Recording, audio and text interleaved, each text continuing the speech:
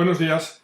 Vamos a terminar hoy el tema dedicado a la Segunda República, viendo el final de este segundo apartado, en el que se estudiaba los gobiernos radicalcedistas y el triunfo del Frente Popular, el periodo inmediatamente anterior al estallido de la Guerra Civil Española. Nos habíamos quedado el último día señalando cómo la decisión del presidente de la República de adelantar las elecciones, esto es, disolver el Parlamento y convocar nuevas elecciones, se había producido en un contexto en el que habían incidido dos fenómenos. Por una parte, la crispación social creciente con la polarización entre derechas e izquierdas alrededor de los sucesos de octubre de 1934, y por otra, la implosión, la destrucción de ese centro político que constituía el Partido Republicano Radical como consecuencia del escándalo del Estaperro. Estas dos circunstancias, unidas a la hostilidad que se profesaban Gil Robles, líder de la CEDA, y Niceto Alcalá Zamora, va a convencer al presidente de la República, este último, Niceto Alcalá Zamora, de hacer caso de las exigencias que desde los partidos de la izquierda republicana y del Partido Socialista se hacían para disolver las Cortes y convocar nuevas elecciones. Eso a pesar de que el gobierno que encabezaba Chapa Prieta podía contar con un respaldo parlamentario bastante sólido como para aguantar los 2 años que quedaban de legislatura. Las elecciones de febrero de 1936 van a ser probablemente las más convulsas de la historia republicana, de las 3 que se van a producir, y nuevamente, como consecuencia de las características que presentaba la ley electoral de la República, se va a producir un bandazo en la representación parlamentaria de las distintas opciones políticas, que dará como resultado un Parlamento nuevamente polarizado y que no responde a la división prácticamente equiparable entre derechas e izquierdas que se reflejaba por el voto popular.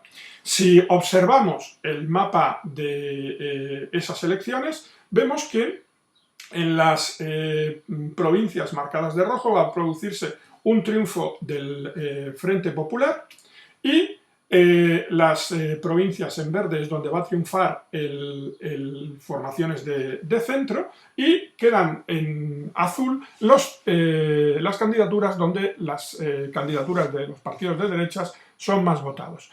Resulta interesante este mapa porque en gran medida nos anticipa lo que va a ser, con algunas excepciones, pero en líneas generales, como digo, lo que va a ser la división en 2 zonas a partir de la Guerra Civil Española, a partir de julio de 1936. Esta situación no solo se traslada a una representación cartográfica como la que estamos viendo, sino que resulta aún más evidente si comparamos los resultados de ambas opciones políticas en cuanto a su apoyo popular. Según recoge el historiador Javier Tussell, la división del voto habría dado un 34,3% de los votos a las formaciones agrupadas en el Frente Popular y un 33,2%, es decir, apenas un punto menos, a las formaciones agrupadas bajo distintas siglas de derecha. Por tanto, esta división, que como veis apenas se separa a un punto porcentual, no obstante, y debido a la característica que presentaba la ley electoral, que favorecía las coaliciones, como había pasado en 1936, va a dar como resultado una distribución de escaños muy diferente. Fijaos que los partidos de izquierdas tienen una amplísima mayoría, aunque aparecen aquí separados, las distintas candidaturas se presentaron unidas bajo esa papeleta de Frente Popular, en el que el PSOE vuelve a ser el partido con mayor representación en las Cortes, la minoría mayoritaria. Izquierda Republicana, el nuevo partido que ha fundado Manuel Azaña y que agrupaba al Partido Republicano Radical Socialista y a la Orga, junto con el Partido de Acción Republicana que había fundado anteriormente Azaña, se convierte en el partido de la izquierda burguesa con mayor representación, y el Partido Comunista de España obtiene 17 diputados. En el centro llama la atención sobre todo el hundimiento del Partido Republicano Radical. Como veis, de los 102 escaños que tenía en la anterior legislatura, pasa a apenas 4. Este hundimiento del centro, que como decíamos era el partido que servía de amortiguador entre derechas e izquierdas, había estado presente en los gobiernos del primer y del segundo bienio, y que probablemente hubiera podido desempeñar un papel importante en la estabilización de la República, va a quedarse en una figura testimonial como consecuencia de ese escándalo el extraperlo aprovechado por las distintas fuerzas políticas. Entre los partidos de la derecha, la CEDA va a convertirse en el segundo de los partidos con mayor representación parlamentaria, muy cerca de él se encontraría la izquierda republicana, pero en una posición minoritaria. Si comparáis esta distribución del Parlamento con la que había apenas 2 años antes, pues volvemos a encontrar esos bandazos que se veían propiciados por la ley electoral.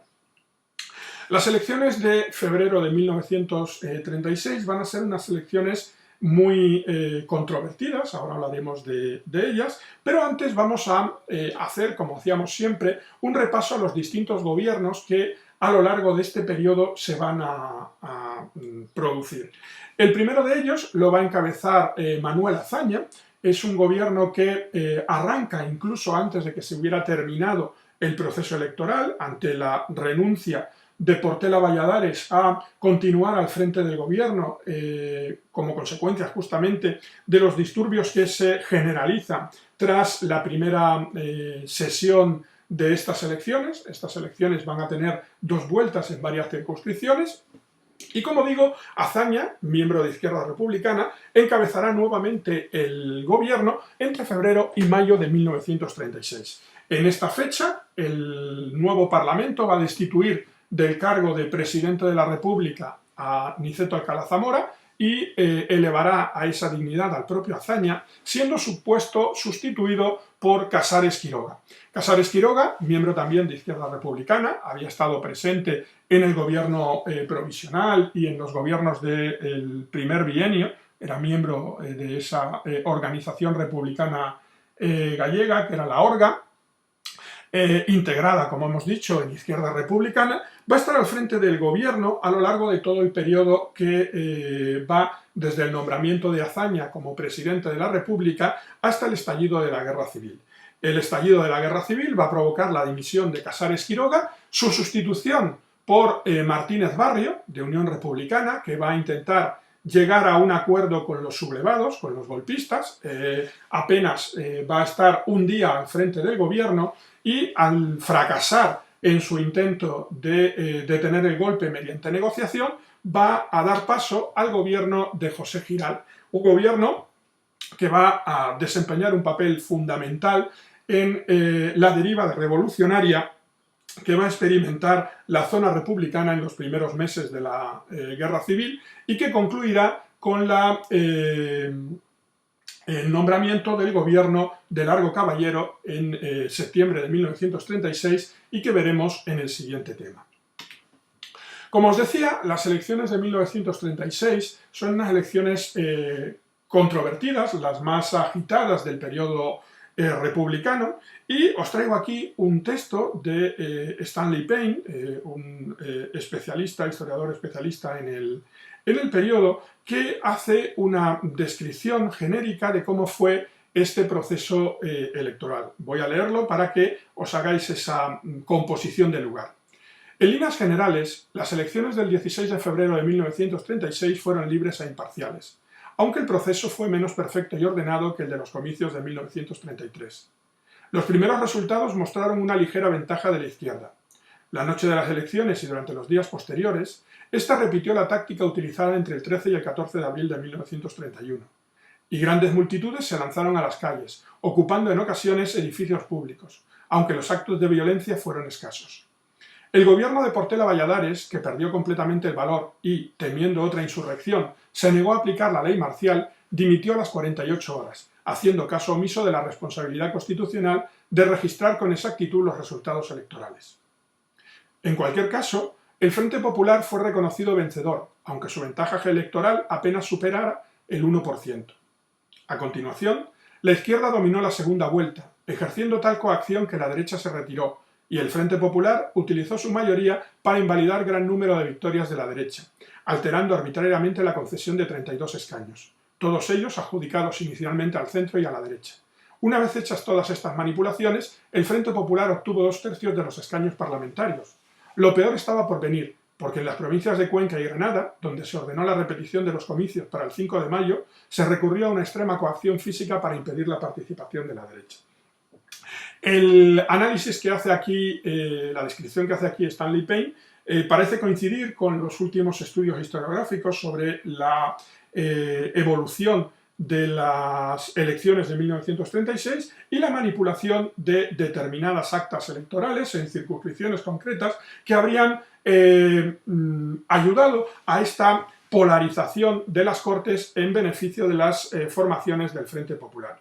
En cualquier caso, los sucesos que van a sucederse, y valga la redundancia, en España entre febrero y julio de 1936 van a marcar gran parte de la evolución de nuestro país a lo largo del siglo XX. Por un lado, vemos cómo la polarización a la que se está viendo sometida la nación española, sobre todo desde el punto de vista político, va a cobrarse una nueva víctima. Los partidos que habían insistido a Alcalá Zamora para que disolviera precipitadamente las Cortes de 1933 van a juzgar a Alcalá Zamora desde el Parlamento y van a considerar que esa disolución de Cortes fue ilegal. Recordad que os decía que el presidente de la República solo tenía derecho a una disolución arbitraria de las Cortes y que cuando a partir de la segunda disolución de Cortes se podía haber sometido a la censura de las nuevas Cortes. En este caso, y a pesar de que Alcalá Zamora, como digo, ha seguido las peticiones de los propios partidos que han triunfado en estas elecciones, va a verse censurado y cesado como consecuencia de esa disolución que se consideraría inconstitucional. Alcalá Zamora entendería que esa disolución de las Cortes de 1933 era el resultado de su prerrogativa constitucional, teniendo en cuenta que la primera disolución de Cortes, la que tuvo lugar en 1933, habría sido la de las Cortes Constituyentes, pero no va a ser entendido de ese modo por las Cortes y, como digo, Alcalá Zamora va a ser también apartado de la presidencia de la República. Al frente de la misma se va a aupar a Manuel Azaña. Las elecciones de 1936, como comentaba el texto de Stanley Payne, fueron seguidas por toda una serie de disturbios generalizados de distinta intensidad según las provincias, que incluyen el asalto a las prisiones, donde se va a forzar la liberación inmediata de millares de presos condenados por los sucesos de octubre de 1934. Junto a esto, la ocupación de tierras va a ser especialmente notable, sobre todo en el sur peninsular, así como actos de carácter anticlerical, como son la destrucción de iglesias y de edificios y sedes de formaciones políticas de derecha o de centro derecha.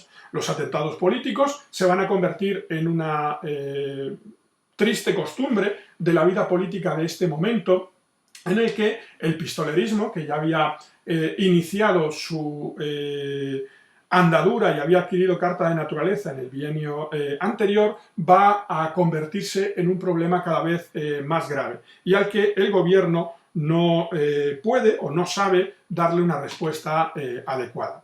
Por otra parte, Y como consecuencia de esos resultados, de forma muy inmediata prácticamente, se van a iniciar los preparativos para un golpe militar.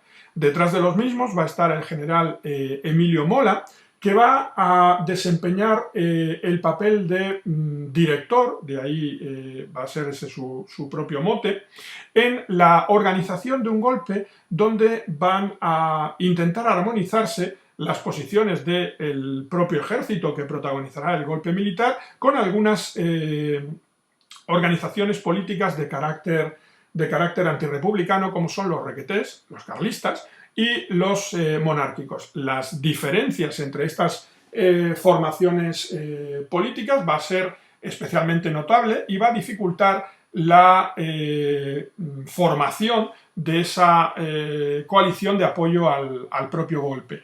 Veremos, cuando hablemos del propio plan, cómo ese plan va a ir experimentando distintos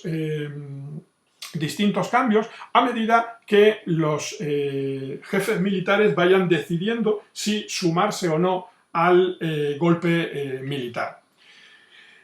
En julio de 1936, dos asesinatos políticos van a impulsar o acelerar, mejor dicho, el estallido de la guerra civil. El primero tiene lugar en los primeros días de julio de 1936 y es el asesinato del teniente Castillo, un militar, miembro de la Guardia de Asalto de la Policía Republicana, vinculado al PSOE y cuyo asesinato se suele achacar a afiliados falangistas, a militantes falangistas. Como respuesta, se va a producir el secuestro y posterior asesinato de uno de los principales líderes de la oposición de derechas, que es el exministro de la dictadura de Primo de Rivera, José Calvo Sotelo. El asesinato de Calvo Sotelo va a ser especialmente grave porque va a ser realizado por las propias fuerzas del orden. Va a ser sacado de su domicilio por la policía republicana, vinculada a un sector del Partido Socialista Obrero Español, y en el traslado a la comisaría va a ser tiroteado en la cabeza y abandonado en el cementerio. Este asesinato, que va a servir de chispa a una situación explosiva, va a precipitar la guerra civil, convenciendo a algunos mandos militares, especialmente a Franco, de unirse a los preparativos del propio golpe. Calvo Sotelo va a ser, Gil Robles, creo recordar, el que va a presentar en el Parlamento una descripción, que es la que vais a ver aquí, de todo el listado de deterioro del orden público que se va a producir en los meses posteriores al triunfo del Frente Popular. Se van a destruir más de 160 iglesias, 251 templos van a ser asaltados sin que lleguen a su destrucción completa, va a haber 269 muertos por enfrentamientos políticos, con más de 1.280 heridos, con agresiones personales frustradas superando los 2 centenares, 138 atracos, 23 tentativas de atracos, 69 centros particulares y políticos destruidos, asaltados más de 3 centenares, 113 huelgas generales, 223 huelgas parciales, 10 periódicos totalmente destruidos, asaltos a periódicos en un número de 33 y más de 146 bombas de distinto calibre explotadas y otras 78 sin explotar. Como podéis ver, es una descripción de una situación de completa inestabilidad en el país tras ese triunfo del Frente Popular. Aquí veis algunas imágenes de los disturbios que se producen tras las elecciones, son fotografías del 17 de febrero de 1936, o de la ocupación de fincas que va a producirse en el sur de la península, sobre todo en Extremadura, en marzo de 1936. 3 meses después de las elecciones, Azaña es elegido presidente de la República.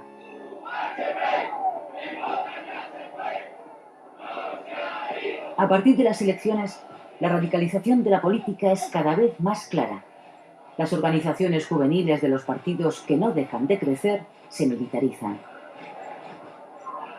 Estas imágenes corresponden a la manifestación del 1 de mayo, organizada por los socialistas en defensa de la unidad del proletariado.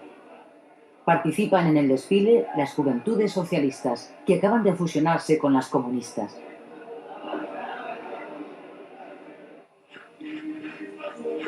Estas otras imágenes corresponden a un entrenamiento paramilitar de las juventudes de Falange Española.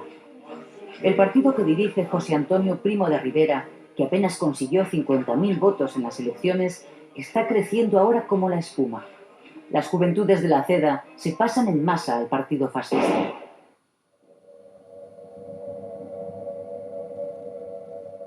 En la primavera de 1936, el clima de violencia es ya general en toda España.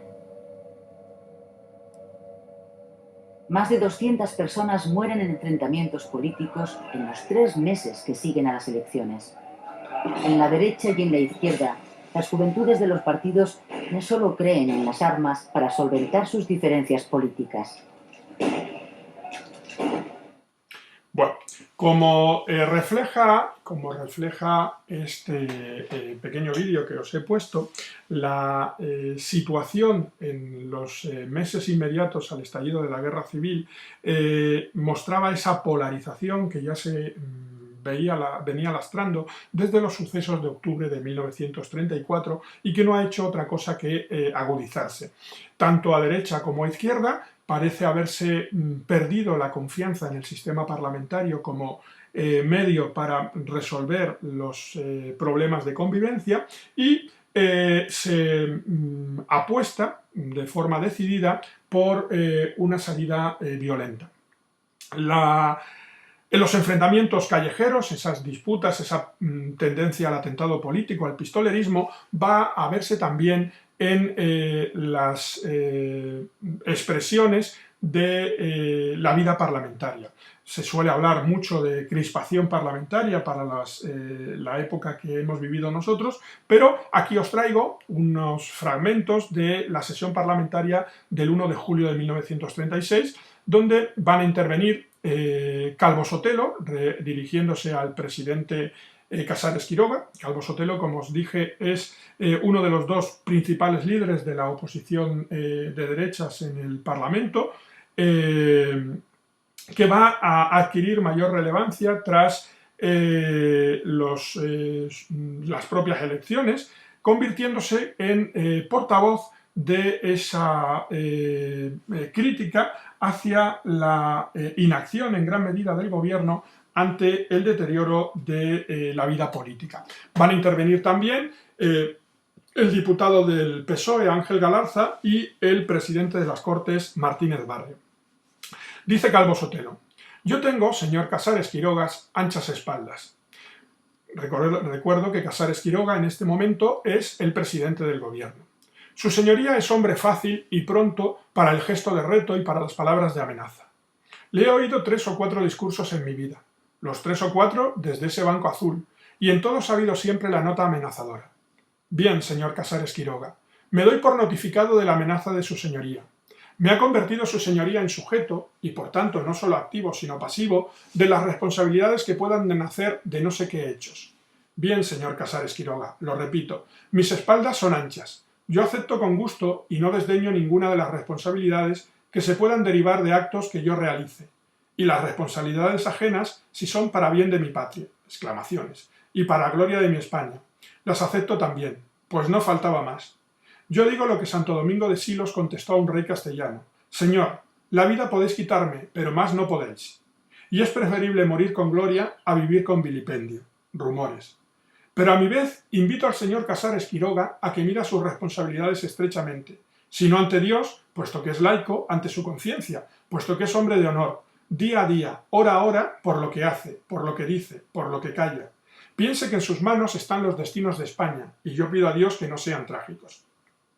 Días más tarde, el 16 de junio de 1936, se produce este intercambio de opiniones en el Parlamento. El diputado del PSOE, Ángel Galarza, refiriéndose a Calvo Sotelo, dice: usted utiliza el escaño para erigirse en jefe del fascismo y quiere terminar con el Parlamento y con los partidos. Pensando en su señoría, encuentro justificado todo, incluso el atentado que le prive de la vida. Martínez Barrio, al oír estas palabras, responde: la violencia, señor Galarza, no es legítima en ningún momento ni en ningún sitio, pero si en alguna parte esa ilegitimidad sube de punto es aquí. Desde el Parlamento, no se puede aconsejar la violencia. Las palabras de su señoría, en lo que a eso respecta, no constarán en el diario de sesiones. Ángel Galarza responde: yo me someto, desde luego, a la decisión de la presidencia, porque es mi deber por el respeto que le debo. Ahora, esas palabras, que en el diario de sesiones no figurarán, el país las conocerá y nos dirá a todos si es legítima o no la violencia. Esto se dice el 16 de junio de 1936. El 13 de julio de ese mismo año, es decir, no llega a cumplirse un mes, Calvo Sotelo va a ser asesinado por pistoleros vinculados al Partido Socialista Obrero Español. Acabamos de vivir un bienio indigno e indignante, regido por la crápula y el rencor, el bienio de la verruga. Cronológicamente, 2 años. Moral y socialmente, una agonía inacabable, dantescas, para hacer un pueblo que necesitan siglos y héroes. Para deshacerlo bastan 2 años y al timón cualquier monstruo. La unidad nacional es donde los dioses de los pueblos elegidos miman y cuidan. Mirad a Italia o Alemania, 2 países con unidad nacional aún joven, pero cada vez más inconmovible. Bueno, al que acabáis de oír es a Calvo Sotelo. Como veis, es un discurso de carácter nacionalista, muy cercano a las posiciones del fascismo y el nazismo, en cuanto que va a tomar como referencia a esos 2 países. Visteis las referencias a Italia y Alemania, y como señalaba el vídeo anterior que vimos, la polarización entre posiciones extremistas de corte revolucionario, tanto en un sector notable del propio Partido Socialista, desde luego en el Partido Comunista de España, y entre los anarquistas, y por otro lado, posiciones cada vez más cercanas al fascismo, con ese crecimiento notable de Falange Española, van a ser el caldo de cultivo en el que estalle la guerra civil. Aquí veis imágenes del entierro del teniente Castillo, el 14 de julio de 1936, rodeado de militantes del Partido Socialista principalmente, con el puño en alto, y la fotografía del cuerpo de Calvo Sotelo a las puertas del cementerio, donde va a ser abandonado por sus asesinos. La autopsia de ese asesinato y el entierro del propio Calvo Sotelo el 14 de julio de 1936. Fijaos en las fechas porque estamos apenas 3 días del estallido de la guerra civil. La esquela de Calvo Sotelo, pensad que supone un asesinato especialmente relevante porque Calvo Sotelo era el líder más señalado en ese momento junto con Gil Robles. Gil Robles va a librarse de ese destino porque cuando la policía fue a buscarlo a su domicilio no se encontraba en él, no así el caso de Calvo Sotelo, que como digo va a ser secuestrado por miembros de la policía que le indican que debe personarse en las instalaciones, las oficinas de la Seguridad Nacional, y en el trayecto va a ser asesinado. El nuncio nos ofrece aquí, y es lo que os dejo en este texto que podéis ver en la presentación, el informe que eleva a la Santa Sede el representante del Papa en España, señalando las características de ese asesinato del líder del Bloque Nacional, que era la formación que lideraba Calvo Sotelo, y del contexto en el que se ha desarrollado este suceso. Simplemente vamos a centrarnos en el penúltimo párrafo. El horrible asesinato ha producido en todo el país una enorme impresión. No parece todavía que el orden público haya sido alterado, contribuyendo a ello, sin duda, el estado de alarma proclamado en toda la República. Alegato número 1. El Consejo de Ministros se reunió ayer de urgencia y ha tomado las primeras medidas para garantizar el orden público gravemente amenazado. Y ha comunicado a la prensa, y es difícil todavía hacerse una idea sobre algunas de las previsiones que el horrible delito tendrá en el país. Entre esas consecuencias, como digo, va a producirse el estallido de la guerra civil.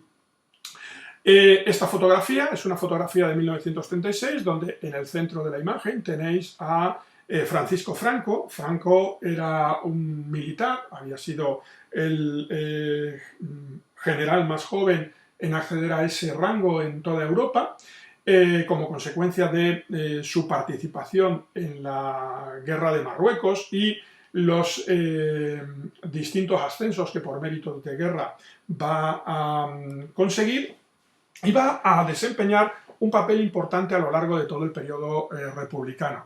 Va a ser director de la Academia General Militar, que va a ser cerrada por Azaña durante el primer bienio. Posteriormente será el jefe del Estado Mayor de los distintos gobiernos radical-cedistas y como tal va a ser el encargado de dirigir desde Madrid las operaciones que acaban por sofocar la sublevación de Asturias, y tras el triunfo del Frente Popular va a ser apartado de esos cargos dentro del propio Ministerio de la Guerra y mandado a Canarias como jefe de aquella región militar. De igual modo que Mola va a ser trasladado a Navarra en un intento, como digo, de alejar a los mandos que se consideraban potencialmente peligrosos del centro de decisión que era Madrid.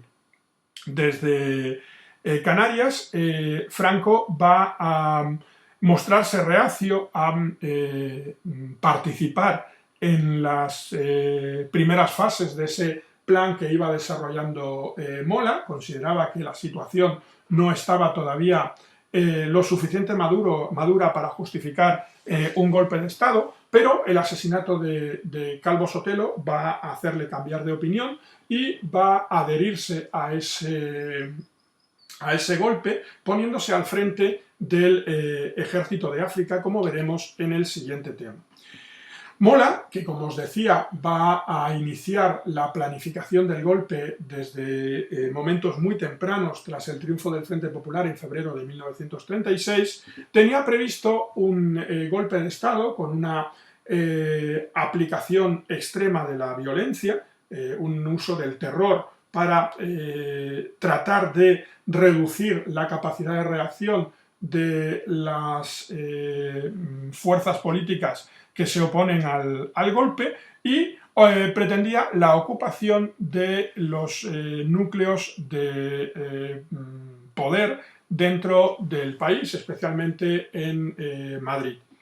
Es un buen golpe en el que, a pesar de la participación de requetés y de monárquicos, sigue todavía teniendo signo republicano, es decir, no se hace agitando la bandera de la restauración monárquica, y un marcado carácter eminentemente militar, que es los que van a llevar el protagonismo.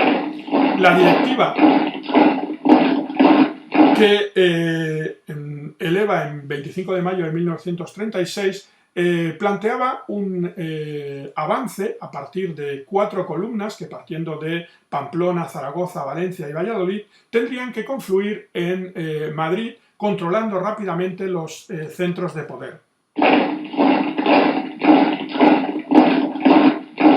El 26 de junio se amplía esa directiva, incluyendo una 5ª columna que, desde el protectorado español en Marruecos, tendría que saltar a la península y dirigirse también desde el sur para confluir estas columnas militares, como digo, en la capital, donde esperaban controlar en pocas horas, en pocos días, los distintos resortes del poder, y con él la totalidad del Estado. El plan de Mola, como veremos en el siguiente tema, ya dedicado a la guerra civil, va a fracasar, igual que va a fracasar el intento de las autoridades republicanas de sofocar el golpe, provocando que lo que en principio se esperaba que triunfase o fracasase en pocas horas, días a lo sumo, se convierta en una larga y cruenta guerra civil que dura prácticamente 3 años. Con este punto acabamos la revisión del tema de la Segunda República y dejamos para el siguiente tema el estudio de la Guerra Civil.